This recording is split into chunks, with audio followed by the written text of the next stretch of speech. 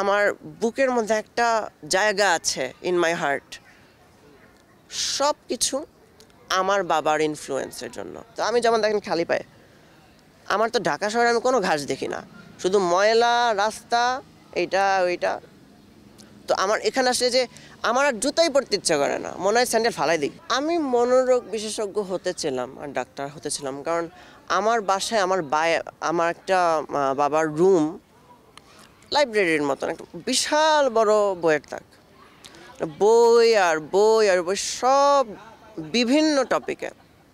তো এর মধ্যে আমি কত কি দেখলাম। আমি প্রথমে আমার ফিজিক্সের মধ্যে অ্যাস্ট্রোফিজিসিস্ট হতে চেলাম, ব্ল্যাক হোল, নিউট্রন স্টার, ওগুলা জিনিস গবেষণা করার জন্য।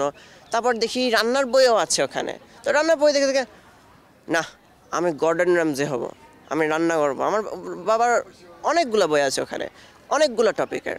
তারপর এর মধ্যে মেডিকেল বইও আছে, সাইকিয়াট্রি, মনোরোগ বিশেষজ্ঞ হওয়ার যে বেসিক্সটা, ওগুলো সব কিছুও আছে। আর এইগুলো দেখে দেখে আসলে ইচ্ছাটা আসলো যে আমি হয়তো একটা মনোরোগ বিশেষজ্ঞ হব। আর আমাদের দেশ বাংলাদেশে, এখানে আসলে মনোরোগ নিয়ে, সাইকিয়াট্রি নিয়ে খুবই খুবই কম জিনিস আছে, খুবই কম রিসোর্স আছে।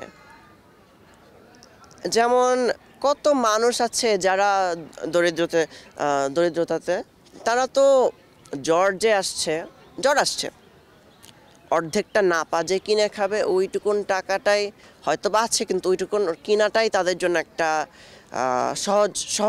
সহজভাবে বললে, যেটা আমার জেনারেশনে বুঝবে যে প্যারা। আমার খুব ইচ্ছা আছে যে এক সময় আমি তো এই যেটুকুন পড়াশোনা করবো এটা তো বিদেশে করতে চাচ্ছি, আমি আবার অবশ্যই বাংলাদেশে আসব। আর বাংলাদেশে যত মানুষ আছে এইটার এই অসুবিধা ওই অসুবিধা, আমি তাদেরকে সাহায্য করতে চাই। সত্যি করে বললে এখনের বাংলাদেশের ফিল্ম ইন্ডাস্ট্রি খুবই পচা, খুবই খারাপ। যে নাটকগুলো দেখি সেটা হচ্ছে শুধু ঢং, এটা ওইটা। আমি চাই একদম অরিজিনাল সত্যজিৎ রায় অথবা হুমায়ুন আহমেদ, ওনাদের মতন এরকম একটা নাটক করতে। আর মনোরোগ বিশেষজ্ঞ থেকে একটা জিনিস বলতে পারলে হচ্ছে, যেটা আমি এমনিতেই রেগুলারলি বলতে পারি, আমরা অনেক মানুষ, আমরা একটা উদাহরণ দিই। আমরা একটা টপের মতন, গাছের টপের মতন। এই গাছের টপটা যে আছে, হয়তো বা গাছের টপটা ফেটে গেছে, তো অন্যজন কি করবে, ওই গাছের টপটা ঠিক করবে। এই গাছটা আমার খুব প্রিয়, এই গাছের টপটা খুব প্রিয়, আমি এই গাছের টপটার মধ্যে সোনা দিয়ে একটা কোটিং দিব, এর মধ্যে হীরা লাগাবো, এটা লাগাবো। শেষের দিকে দেখবো যে এই গাছের টপটা আর ফাটবে না, এই গাছের টপটা একদম খুবই সুন্দর, ফাটবে না, সবাই এসে দেখবে বাহ কি সুন্দর গাছের। কিন্তু গাছটাতে তো পানি দেওয়া হইলো না, গাছটা তো মরে গেল।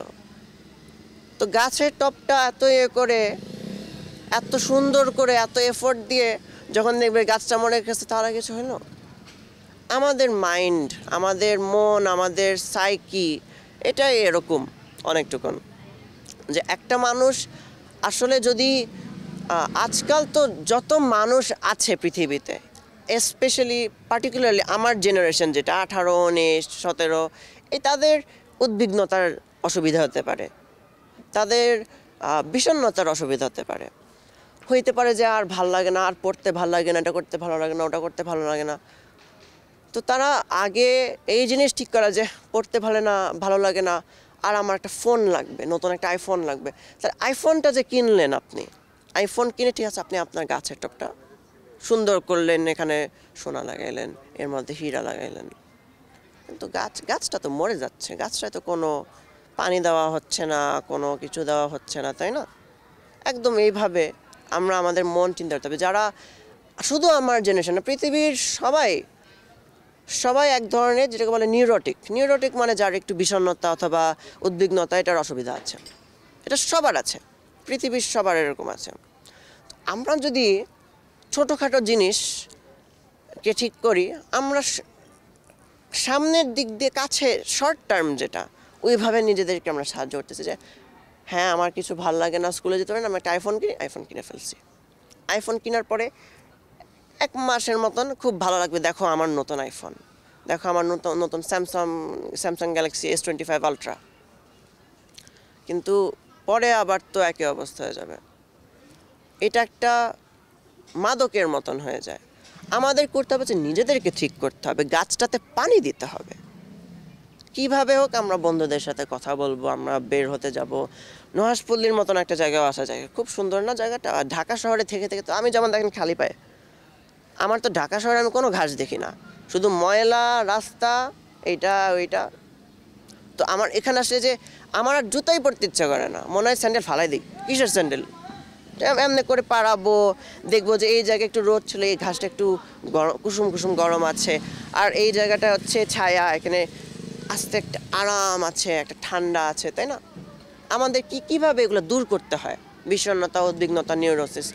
আমরা আমাদের বন্ধুদের সাথে থাকবো, আড্ডা দিব, মা বাবা থাকলে মা বাবার সাথে দেখা করব, তাদের সাথে গল্প করব, আমরা পড়াশোনা করব, যেটা আমাদেরকে খুশি রাখে ওটা করব, জানো? আর এটা করলে কী হবে, লং টার্ম আমরা ভালো থাকবো। আমার বাবার সাথে স্মৃতিটা আছে তো একটা, অনেকজন বলে জেনেটিক, কিন্তু আমি ঠিক জেনেটিকও বলবো না। আমি আমার বাবার লাইব্রেরির ব্যাপারে যেমন বলেছিলাম, আমার জীবনে আমার যখন বয়স ছিল 12-13, আমি একদিন ভাবলাম আচ্ছা লাইব্রেরিটা দেখি তো, দেখি কি কি আছে।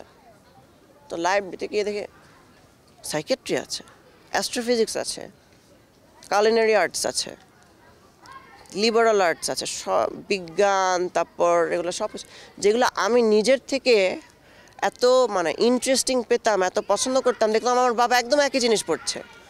আমার খুব প্রিয় একটা বই, দ্য গ্র্যান্ড ডিজাইন, স্টিফেন হকিংয়ের, আমার মনে হয় ওইটা আমার অনেক বছর ধরে আমার প্রিয় বই। এদিকে আমার বাবারও একই বই। তারপর লিটারেচারের দিক দিয়ে ফিওদর দোস্টোয়েভস্কির হোয়াইট নাইটস একটা বই, ওইটা আমি পড়েছি, খুব পছন্দ করি, সেটা আমি সোশ্যাল মিডিয়াতে পোস্টও করেছি। দেখি ওই বইটাও আমার বাবার আছে। আমি যতগুলা সেক্টরের মধ্যে ইন্টারেস্টেড হলাম, পড়লাম, পছন্দ করলাম, আমি দেখলাম আমার বাবার একদম একদম একই জিনিস, একইভাবে এই সিমিলারিটি পেলাম। আমি এখন যেমন কেমিস্ট্রি শিখাই, ও লেভেল আইজিসিসি, আমি কেমিস্ট্রি শিখাই। তারপর আমার বাবাও তো পিএইচডি করে, পলিমার কেমিস্ট্রিতে পিএইচডি করে ঢাকা ইউনিভার্সিটির অধ্যাপক ছিল, কেমিস্ট্রি পড়াতো। আমার বাবার আর আমার কতগুলো সিমিলারিটি আছে, এটা দেখে আমাকে খুব মুগ্ধ করে, খুব কনফিডেন্স দেয়।